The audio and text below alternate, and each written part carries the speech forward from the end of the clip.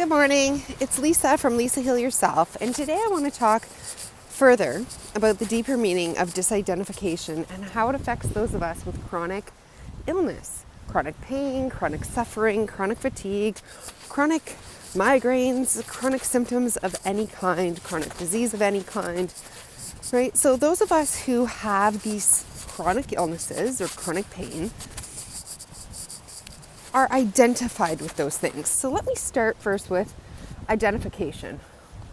What is identification? At its basic level, it's just we identify with it so strongly, we believe it to be us, a part of us, something that makes up our identity. So my brown eyes, my brown hair, my husband, my house, my child, my mother, my father, right? My fridge, etc., etc.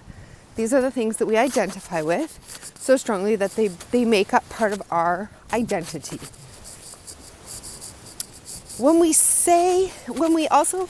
It's the thoughts and the emotions and our beliefs that also make up our identity. So things that you believe are part of you, right? Your identity, your values. These things are all part of you, and things that you believe so strongly to be an extension of you.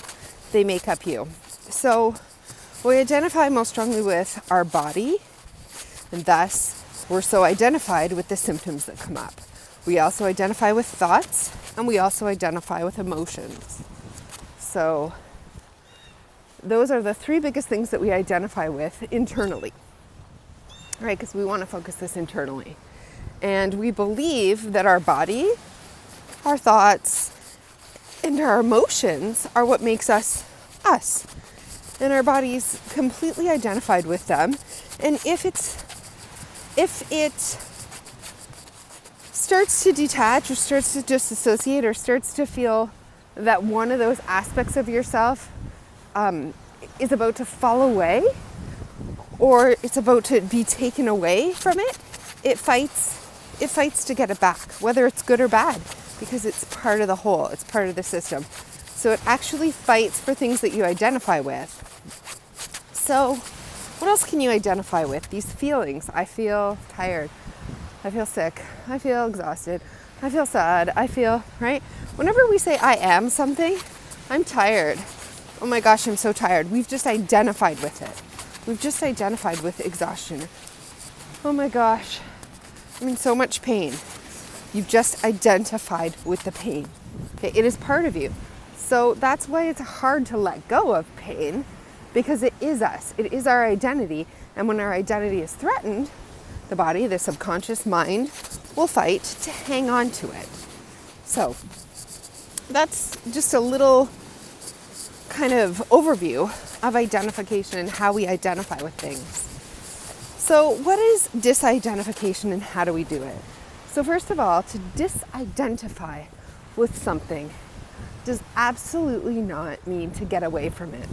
So when we are disidentifying with something or detaching from something, if we're trying to fully detach, disidentify with, let me be perfectly clear, this is absolutely not, 100% not, trying to run away from it, turn away from it, get away from it, ignore it. By detaching and disidentifying, people get very confused. And I did for the longest time too, that we're literally trying to ignore it, right? We're literally trying to turn away, pretend it's not there, not look at it, right? That's exactly what we think it means to detach or to disidentify with something, is to not look at it anymore, to not, no matter what, see it. And that's 100% the opposite of what you want to do and what it means to disidentify with something. So any form of resistance in disidentification or detachment is the harmful part of it. So what we first need to do is realize that if we're in resistance, if we're trying to fight it, we're trying not to look at it, we're trying to get away from it, we're trying to make it not exist, but it does exist, we are in resistance. We're in resistance to that thing, and we're in resistance to our very self. So, what do we do about this? How do we not look at it? How do we disidentify with it by not fighting it and by not turning away from it. The opposite of that is to be in full acceptance of it. So I'm just going to turn around here. To be in full acceptance of what is happening. When you're in full acceptance of this symptom or this pain or this thought or this feeling or this emotion, right? Then, and only then, can we step back in true disidentification, true detachment. It's like we take a step back. We say, I see that pain as separate from me, as a separate entity. I see that emotion as separate from me. I see that thought as separate from me. And then you can evaluate the thought. You can evaluate the thought. You can evaluate the feeling. You can evaluate the sensation in the body and know it is not a part of you. It's not a part of you. And so we can step back and we can look at it from an objective point of view. From this is me over here looking at this part of me. So we just have to segregate it into parts. So the whole me is going to step back and realize that this sensation, this body sensation, this thought or this emotion or feeling is not truly me. Once we realize that, we're disidentified with it. We're not acting as part of it. So we step back and we look at it. We allow it. We allow it to be there. We look at it. We detach from it in the sense that we're not identified from it anymore. It doesn't, we can observe it neutrally, right? Yes, it hurts. Yes, I see it hurts. Yes, I see it's not good. It's not part of me. We can witness it. And when we witness it, we can learn from it. We can hear what it's trying to tell us, right? We can listen as if it's another person, another entity, and we're in a conversation with it now, right? Just like you and your husband or you and your friend or you and your parent having a conversation.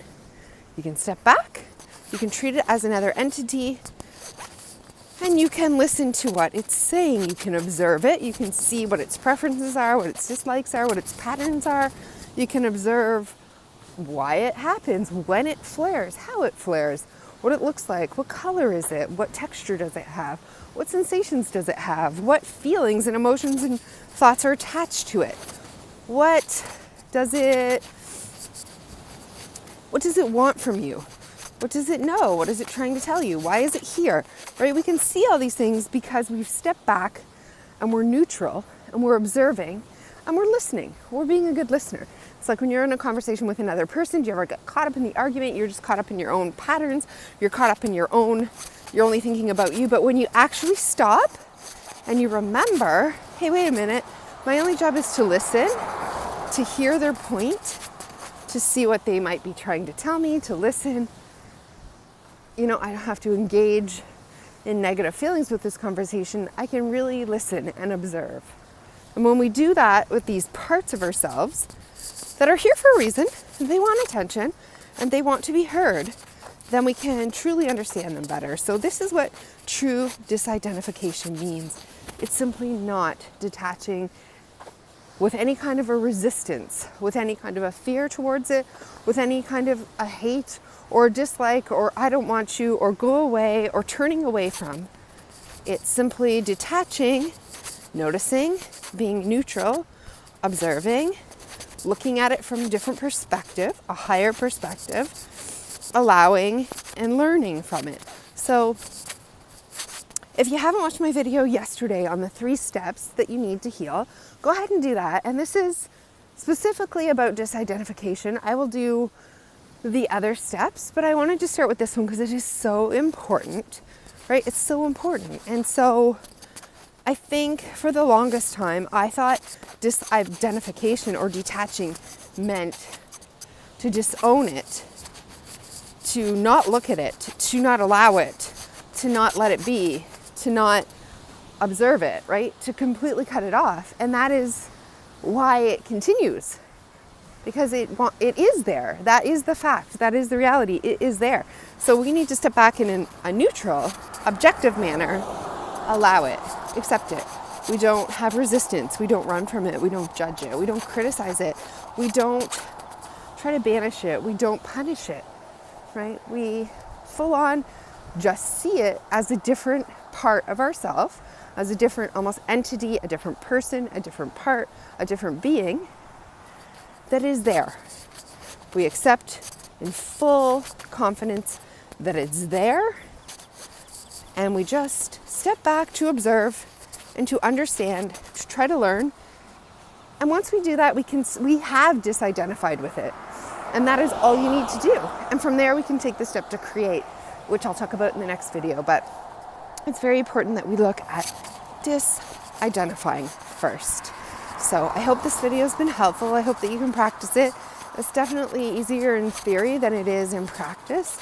But the more you see these things, these thoughts, feelings, and sensations and emotions come up in your body, and the more you're able to step back and look at them as a part with neutrality and observation each day, throughout the day, as often as you can, the better things will go.